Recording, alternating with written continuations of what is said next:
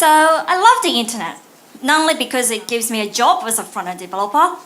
I love it because it is a place where people can share ideas so openly. And there's some really generous people out there who spend a lot of time coming up with tools and then open sourcing them to benefit the community. And these tools make our lives easier and save us a lot of time.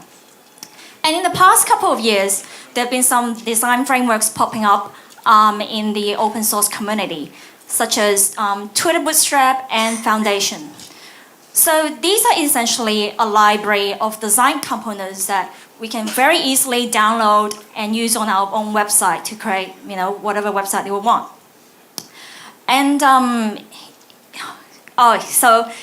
these frameworks are really convenient to use, and they're especially great if you're trying to save a lot of time, like in a hackathon, if you just want to quickly put together a site, or if you just want to quickly put together a tool for internal use.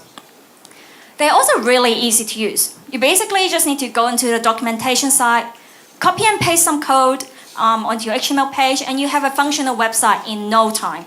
So you don't even really need coding experience to do all that. So what this reminds me of is the cookie cutter development in the building industry, where the builder just needs to learn to build something once and they can repeat it again and again. While this is really great and it saves a lot of time and effort, we can end up creating things that look very similar, like these websites here. So they pretty much look the same, but just with a different layer of colors on top of them. And when we're just using these frameworks, a lot of the times we forget to look at the components and see whether these components are using the most semantic HTML element possible, like HTML5 elements such as section and article, or even the ones that have been around for a long time, like field set and legends. These are elements that have been very underused.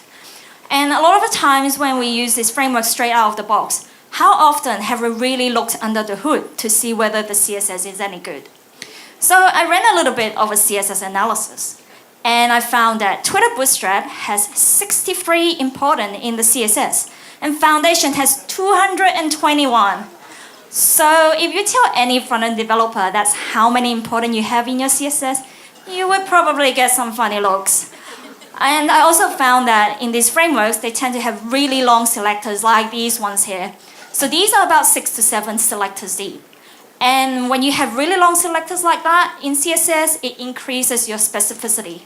So the higher your specificity, it can become more and more difficult if you want to override any of the default styles.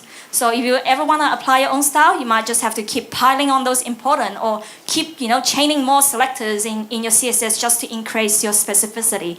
And it can become a bit of a pain. And while it's great that this framework gives you all the options and all the styles you would ever want, do you really need all of these on your website? Most likely not. So if you're just using them and including them in your code, it can create more bloat.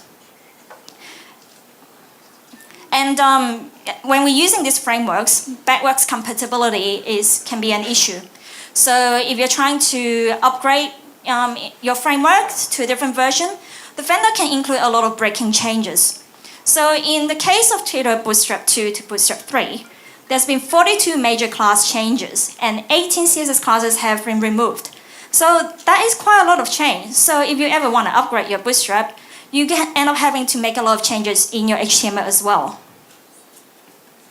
And speaking as a front-end developer, we should always try to create user interface that not only looks great, but is also robust and lean in the code. So if all we ever do is just download these frameworks and apply a different layer of color on top of them, where is the satisfaction in that? And how can we possibly push the boundaries of user interface if all we ever do is just copy and paste someone else's code?